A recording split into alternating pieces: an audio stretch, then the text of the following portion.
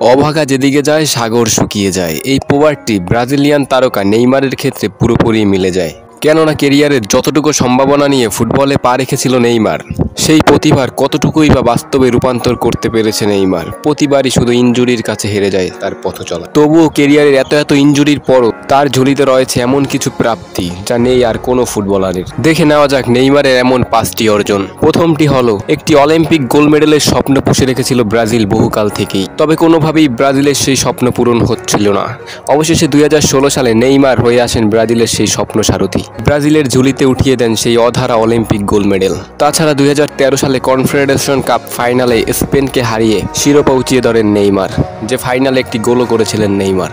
আর তৃতীয়টি হলো, নেইমার এমন একজন ফুটবলার যিনি ইউরোপের বাইরে থেকেও ব্যালন ডিওরের শীর্ষ 3-এ জায়গা করে নিয়েছিলেন, যা এখন পর্যন্ত করতে পারেনি আর কোনো ফুটবলার। নেইমারের চতুর্থ রেকর্ডটি হলো 2017 সালে Barcelona to PSG 222 million euro record transfer fee, যা কোনো ফুটবলারের সর্বোচ্চ ট্রান্সফার ফি, যা এখনও নেইমারের দখলে। এখন পর্যন্ত কোনো ফুটবলারের মূল্য 180 মিলিয়ন ইউরোর উপরে ওঠেনি। সেখানে 2017 সালে নেইমারকে পিএসজি কিনেছিল 222 মিলিয়ন ইউরো খরচ করে, যা গিনিস বুক অফ ওয়ার্ল্ডেও নাম লিখিয়েছিল।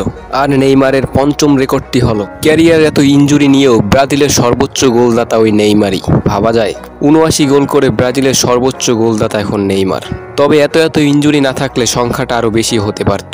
তবে এখনও সময় আছে নেইমারের এই গোলের সংখ্যা বাড়ানোর, কারণ এখনও রিটায়ার্ড করেনি নেইমার জুনিয়র। তিনি খেলতে চান 2026 বিশ্বকাপ এবং স্বপ্ন পূরণ করতে চান নিজের, ধরতে চান সেই অধরা ট্রফি বিশ্বকাপ। যে প্রতিভা নিয়ে নেইমারের ফুটবলে আগমন হয়েছিল, যদি তিনি বিশ্বকাপ জিতেন তার কিছুটা হলেও প্রাপ্তি মিলবে। সবাই চায় নেইমারের